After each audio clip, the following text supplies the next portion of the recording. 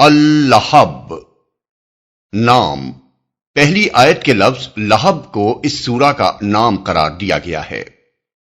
زمانہ نزول، اس کے مکی ہونے میں تو مفسرین کے درمیان کوئی اختلاف نہیں ہے، لیکن ٹھیک ٹھیک یہ متعین کرنا مشکل ہے کہ مکی دور کے کس زمانے میں یہ نازل ہوئی تھی۔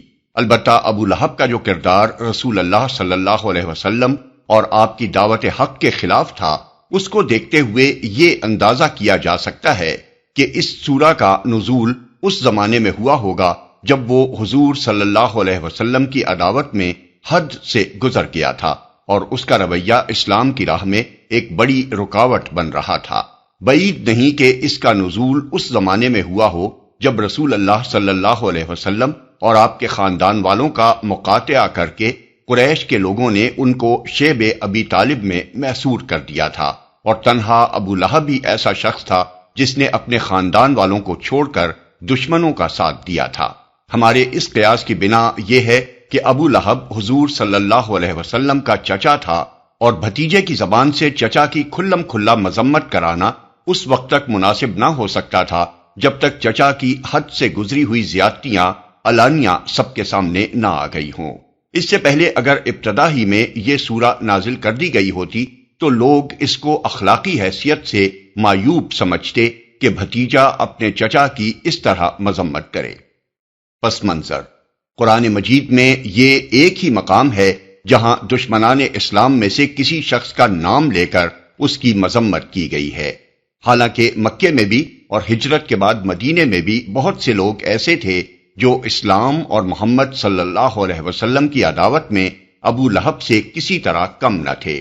سوال یہ ہے کہ اس شخص کی وہ کیا خصوصیت تھی جس کی بنا پر اس کا نام لے کر اس کی مذمت کی گئی؟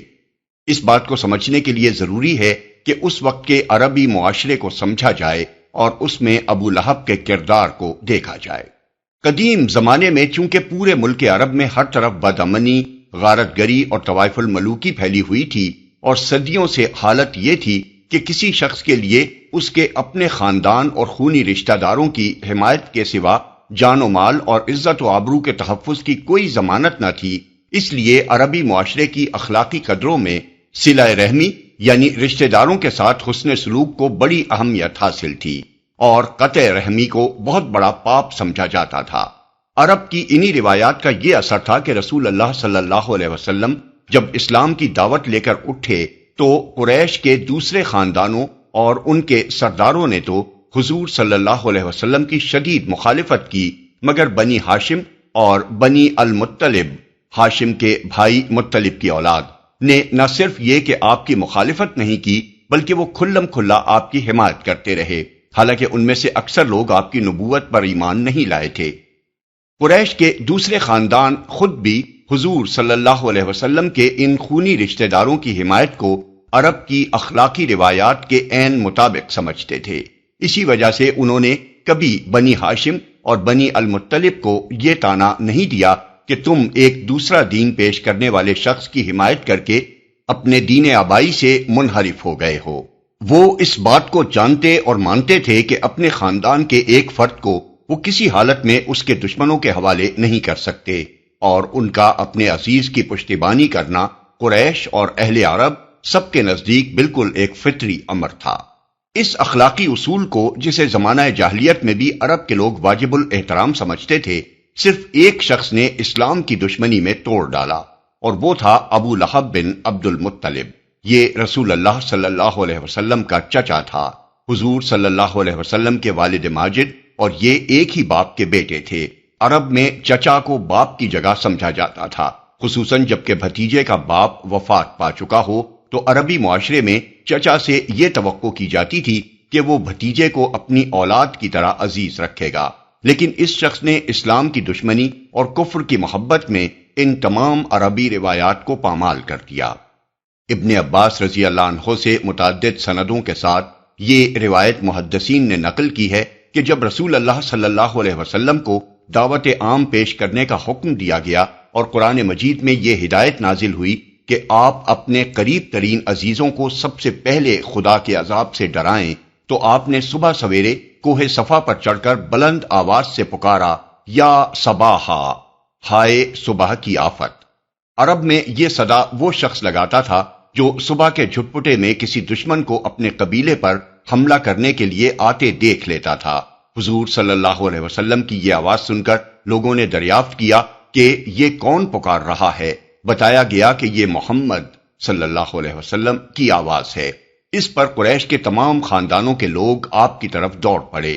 جو خود آ سکتا تھا وہ خود آیا، جو نہ آ سکتا تھا اس نے اپنی طرف سے کسی کو بھیج دیا۔ جب سب جمع ہو گئے تو آپ صلی اللہ علیہ وسلم نے قریش کے ایک ایک خاندان کا نام لے لے کر پکارا، اے بنی ہاشم، اے بنی عبد المطلب، اے بنی فہر، اے بنی فلاں، اے بنی فلاں۔ اگر میں تمہیں یہ بتاؤں کہ پہاڑ کے پیچھے ایک لشکر تم پر حملہ کرنے کے لیے تیار ہے تو تم میری بات سچ مانو گے؟ لوگوں نے کہا ہاں، ہمیں کبھی تم سے جھوٹ سننے کا تجربہ نہیں ہوا ہے۔ آپ نے فرمایا تو میں تمہیں خبردار کرتا ہوں کہ آگے سخت عذاب آ رہا ہے۔ اس پر قبل اس کے کہ کوئی اور بولتا، حضور صلی اللہ علیہ وسلم کے اپنے چچا ابو لہب نے کہا، تبن لکا الہذا جماعتنا، ستیہ ناس جائے تیرا، کیا اس لیے تو نے ہمیں جمع کیا تھا؟ ایک روایت میں یہ بھی ہے کہ اس نے پتھر اٹھایا تاکہ رسول اللہ صلی اللہ علیہ وسلم پر کھینچ مارے۔ مسند احمد، بخاری، مسلم، ترمذی، ابن جریر وغیرہ۔ ابن زید کی روایت ہے کہ ابو لہب نے رسول اللہ صلی اللہ علیہ وسلم سے ایک روز پوچھا کہ اگر میں تمہارے دین کو مان لوں تو مجھے کیا ملے گا؟ آپ نے فرمایا جو اور سب ایمان لانے والوں کو ملے گا۔ اس نے کہا میرے لیے کوئی فضیلت نہیں ہے؟ حضور صلی اللہ علیہ وسلم نے فرمایا اور آپ کیا چاہتے ہیں؟ اس پر وہ بولا، تبن لہذا الدین تبن ان اکونا وہاؤلاء سواء، ناس جائے اس دین کا جس میں میں اور یہ دوسرے لوگ برابر ہوں۔ ابن جریر۔ مکہ میں ابو لہب حضور صلی اللہ علیہ وسلم کا قریب ترین ہمسایہ تھا۔ دونوں کے گھر ایک دیوار بیچ واقع تھے۔ اس کے علاوہ حکم بن عاص یعنی مروان کا باپ، عقبہ بن ابی معیط، عدی بن حمراہ اور ابن الاسداء الحزلی بھی آپ کے ہمسائے تھے۔ یہ لوگ گھر میں بھی حضور صلی اللہ علیہ وسلم کو چین نہیں لینے دیتے تھے۔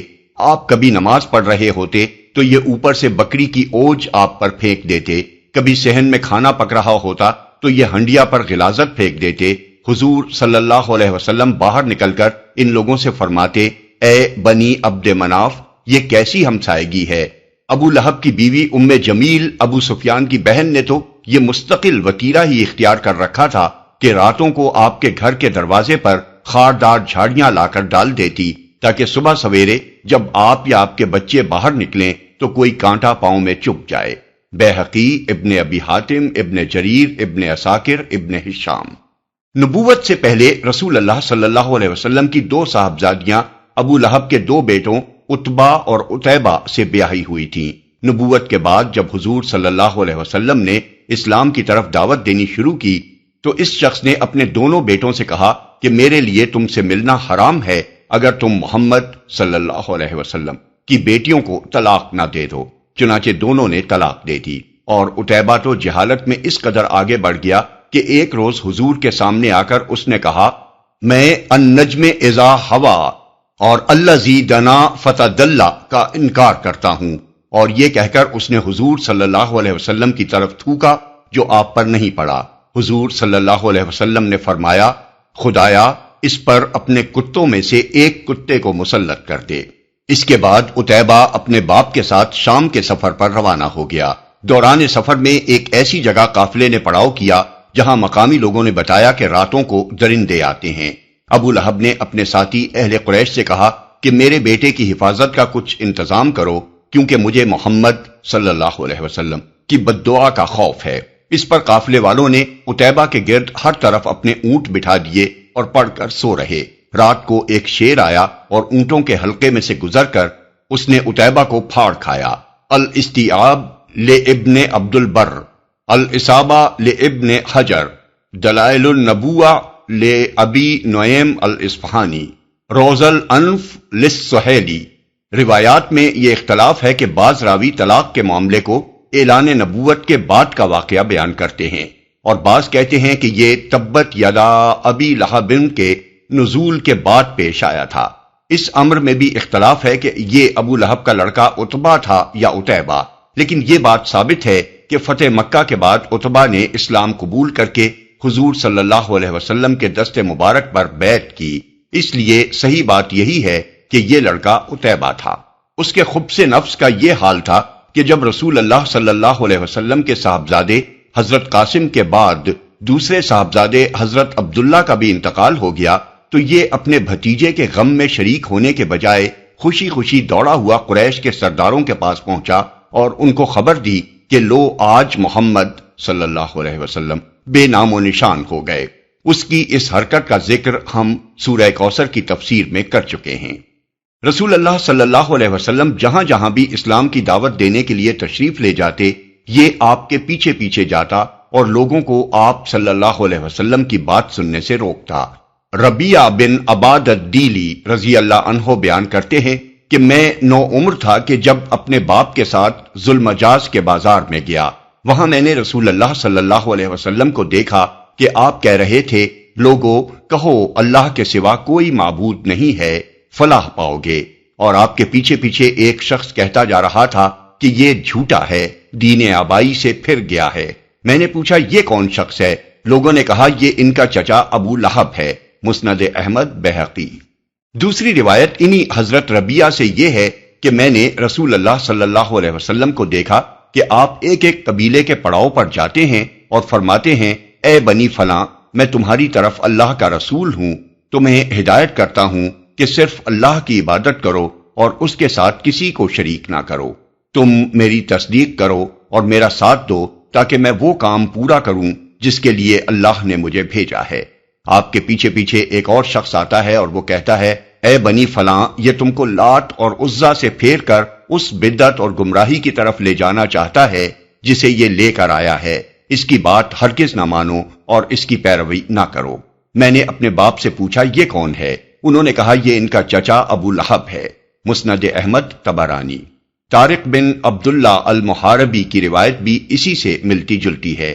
وہ کہتے ہیں، میں نے ذوالمجاز کے بازار میں دیکھا کہ رسول اللہ صلی اللہ علیہ وسلم لوگوں سے کہتے جاتے ہیں کہ لوگو لا الہ الا اللہ کہو فلاح پاؤ گے، اور پیچھے ایک شخص ہے جو آپ کو پتھر مار رہا ہے، یہاں تک کہ آپ صلی اللہ علیہ وسلم کی ایڑیاں خون سے تر ہو گئی ہیں، اور وہ کہتا جاتا ہے کہ یہ جھوٹا ہے، اس کی بات نہ مانو۔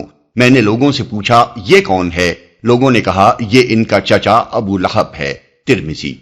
نبوت کے 7ویں سال جب قریش کے تمام خاندانوں نے بنی ہاشم اور بنی المطلب کا معاشرتی اور معاشی مقاطعہ کیا اور یہ دونوں خاندان رسول اللہ صلی اللہ علیہ وسلم کی حمایت پر ثابت قدم رہتے ہوئے شیب ابی طالب میں محصور ہو گئے، تو تنہا یہی ابو لہب تھا جس نے اپنے خاندان کا ساتھ دینے کے بجائے کفار قریش کا ساتھ دیا۔ یہ مقاطعہ 3 سال تک جاری رہا اور اس دوران میں بنی ہاشم اور بنی المطلب پر فاقوں کی نوبت آ گئی۔ مگر ابو لہب کا حال یہ تھا کہ جب مکہ میں کوئی تجارتی قافلہ آتا اور شیب ابی طالب کے محصورین میں سے کوئی خوراک کا سامان خریدنے کے لیے اس کے پاس جاتا تو یہ تاجروں سے پکار کر کہتا کہ ان سے اتنی قیمت مانگو کہ یہ خرید نہ سکیں، تمہیں جو خسارہ بھی ہوگا اسے میں پورا کروں گا۔